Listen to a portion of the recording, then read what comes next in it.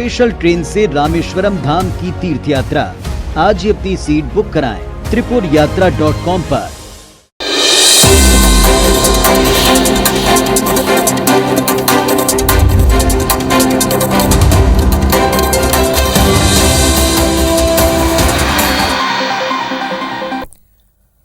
नमस्कार। पूरा दिन बीत जाने के बाद एक ऐसा बुलेटिन जो 24 मिनट में आपको यह बताएगा कि मध्य प्रदेश में आज क्या हुआ। न एजेंडा न शोर शराबा, बात आपके सरोकार की, खबर आपके काम की। तो चलिए हम आपको बताते हैं कि मध्य प्रदेश में आज क्या हुआ।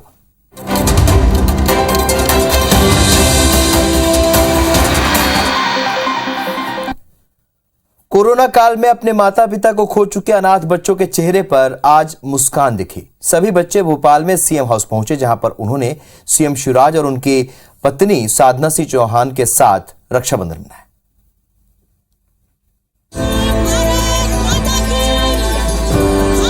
जिसकी व्हील चेयर खुद प्रदेश के मुखिया ने थाम रखी हो, वो भला अनाथ कैसे होता है। सीएम हाउस में आयोजित कार्यक्रम में पहुंचे करीब 250 बच्चों के मन में कुछ यही जज्बात रहे होंगे। कोविड काल में अपने माता पिता को खो चुके इन बच्चों को मुख्यमंत्री के परिवार के साथ त्योहार मनाने का अवसर मिला। इस दौरान बच्चियों ने मुख्यमंत्री को राखी बांधी तो साधना सिंह ने लड़कों को राखी बांधकर उन्हें अपनेपन का एहसास कराया।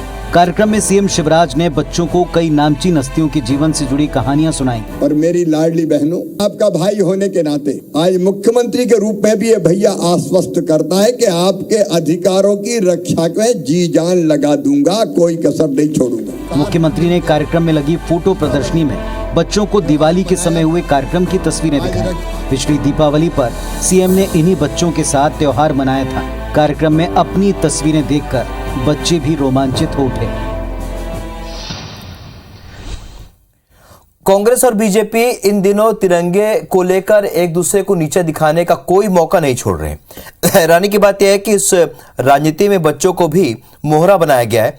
भोपाल में मुफ्त तिरंगा बांटने के कार्यक्रम में कांग्रेस के नेता आरिफ मसूद ने भारत माता के जयकारे की बजाय बच्चों से कांग्रेस नेताओं के जयकारे लगवाए। इन दो तस्वीरों को देखकर आपको अंदाजा हो गया होगा कि मध्य प्रदेश में तिरंगे को लेकर सियासत किस रफ्तार से भाग रही है। बीजेपी के हर घर तिरंगा अभियान के जवाब में कांग्रेस भी मैदान पर है, लेकिन भोपाल में मुफ्त तिरंगा बांटने के कार्यक्रम में पार्टी नेताओं ने बच्चों को भी आजादी के पर्व में सियासी मोहरा बना दिया। बच्चों से भारत माता की जय के नारों की जगह कांग्रेस नेताओं के जयकारे लगवाए गए। राहुल गांधी,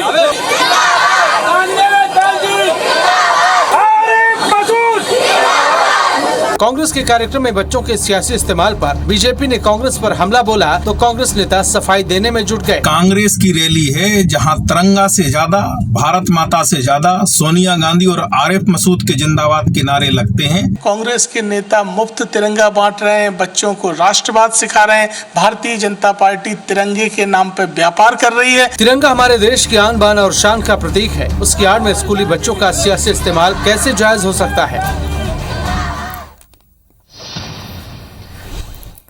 मध्य प्रदेश सरकार नेशनल हेराल्ड मामले में 300 करोड़ की संपत्ति जब्त करने की तैयारी कर रही है और इसे लेकर सियासी बयानबाजी भी शुरू हो चुकी है।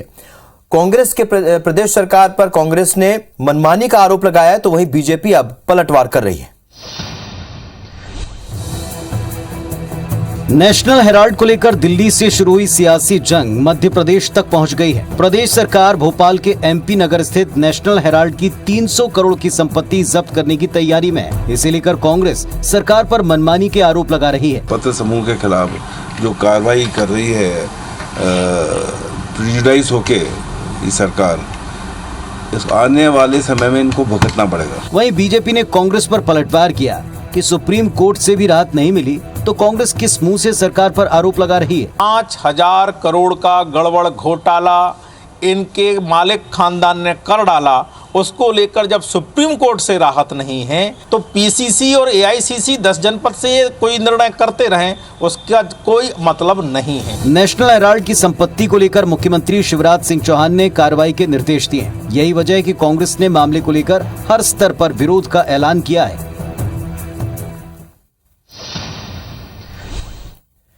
मिशन 2023 के लिए बीजेपी अब उन बूथ पर फोकस कर रही है जहां उसे पिछले विधानसभा और निकाय चुनाव में लगातार हार मिली है। बीजेपी की कोशिश होगी कि अगर इन सीटों को साध लिया गया तो 2023 की राह उनके लिए आसान होगी।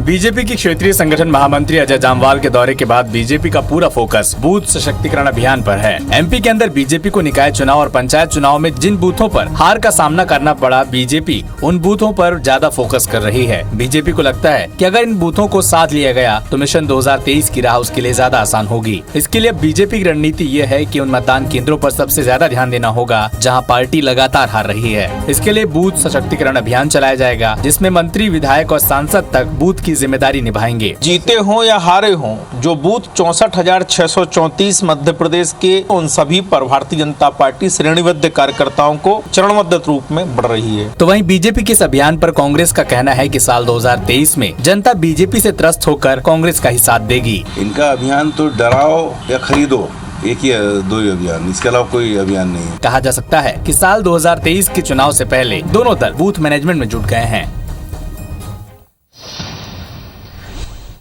खंडवा में मुहर्रम जुलूस के दौरान लगे सर तन से जुदा के नारों का मामला अब तूल पकड़ता जा रहा है और इस मामले में कार्रवाई की मांग करने वाले हिंदूवादी नेता अशोक पालीवाल को सोशल मीडिया पर सर तन से जुदा करने की धमकी मिली है, जिसके बाद उन्होंने पुलिस में इसकी शिकायत की है।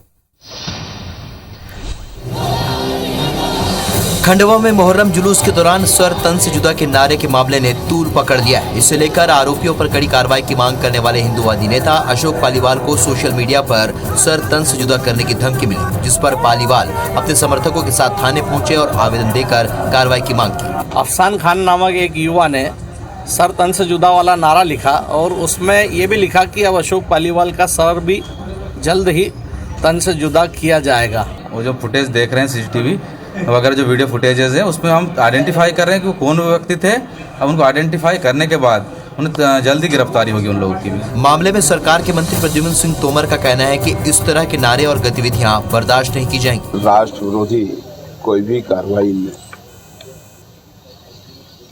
न कभी बर्दाश्त की गई है न बर्दाश्त की जाएगी। मुहर्रम जुलूस के दौरान सर तन से जुदा के नारे लगाने वालों की पहचान कर पुलिस ने अब तक 25 लोगों पर FIR दर्ज की है। रायसेन की महिला से दुष्कर्म के मामले में जेल में बंद कैदी नंबर 1949 मिर्ची बाबा उर्फ वैराग्यानंद गिरी अब सेंट्रल जेल की बैरक में हठयोग कर रहे हैं। मिर्ची बाबा जेल में मौन व्रत कर अधिकारियों को परेशान करने में तुले हुए हैं।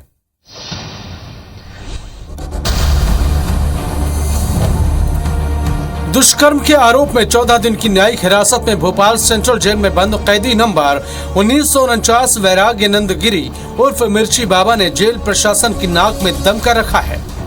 पहले दिन जेल में जमीन पर 2 चादर और 3 कंबल के सहारे रात बिताने के बाद बाबा ने सुबह नाश्ता नहीं किया। इसके बाद दोपहर के खाने के वक्त भी कतार में नहीं लगा। जब जेल प्रशासन को इस बात की खबर मिली तो बैरक में मौजूद कर्मचारियों ने बाबा से बात करने की कोशिश भी की। इस पर बाबा ने मौन व्रत रहने का इशारा किया। इसके बाद वरिष्ठ अधिकारी मौके पर पहुंचे और मिर्ची बाबा को समझाने लगे। आखिरकार गुरुवार देर शाम सूर्यास्त से पहले बाबा ने अपना व्रत खोला और 2 रोटियां खाईं। जेल प्रशासन ने बाबा की निगरानी के लिए अलग से कर्मचारियों को तैनात किया है। बाबा का मौन व्रत फिर शुक्रवार सुबह से जारी है। जबलपुर के न्यू लाइफ हॉस्पिटल के अग्निकांड मामले में फोरेंसिक साइंस लैब ने अपनी रिपोर्ट पुलिस को सौंप दी है और रिपोर्ट में अग्निकांड के लिए जनरेटर और बिजली लाइन का मेंटेनेंस नहीं होने को जिम्मेदार बताया गया। वहीं मामले में पुलिस अब तक 4 आरोपियों को गिरफ्तार कर चुकी है। जबलपुर के न्यू लाइफ हॉस्पिटल में न तो अग्निकांड होता न 8 बेकसूर की जाने जाती। अगर प्रबंधन ने जनरेटर और बिजली लाइन के मेंटेनेंस पर वक्त रहते ध्यान दिया होता तो ये सब कुछ न होता, लेकिन ऐसा हुआ नहीं और नतीजा बड़ा अग्निकांड सबके सामने। ये खुलासा FSL की जांच रिपोर्ट से हुआ। जांच में पता चला कि अस्पताल के जनरेटर और बिजली लाइन में हुए शॉर्ट सर्किट से निकली चिंगारी ने एक भयंकर आग का रूप लिया और कमजोर वायरिंग के चलते आग पूरे अस्पताल में फैल गई। 8 लोगों को अपनी जान गंवानी पड़ गई। पुलिस ने FSL रिपोर्ट रिपोर्ट को अपनी केस डायरी में शामिल कर लिया है। निरीक्षण रिपोर्ट में अभी तक ये पाया है कि संभवतः जनरेटर जो था प्रॉपर मेंटेनेंस ना होने के कारण उसका जो ऑल्टरनेटर होता है उससे ही आग उत्पन्न हुई, वही मेन लाइन के थ्रू पूरे हॉस्पिटल में फैली। मामले में पुलिस ने हॉस्पिटल के 4 संचालकों समेत 6 लोगों को आरोपी बनाया है। 4 आरोपी गिरफ्तार हो चुके हैं, जबकि 10-10 हजार के इनामी 2 संचालक डॉक्टर निशीत गुप्ता और डॉक्टर सुरेश पटेल फिलहाल फरार हैं। ओला और उबर की तर्ज पर जल्द ही मध्य प्रदेश में सरकारी कैब सर्विस शुरू होगी और प्राइवेट कैब ऑपरेटर्स की बढ़ती शिकायतों के बाद मध्य प्रदेश टूरिज्म बोर्ड ने अपनी कैब सर्विस शुरू करने का फैसला लिया है।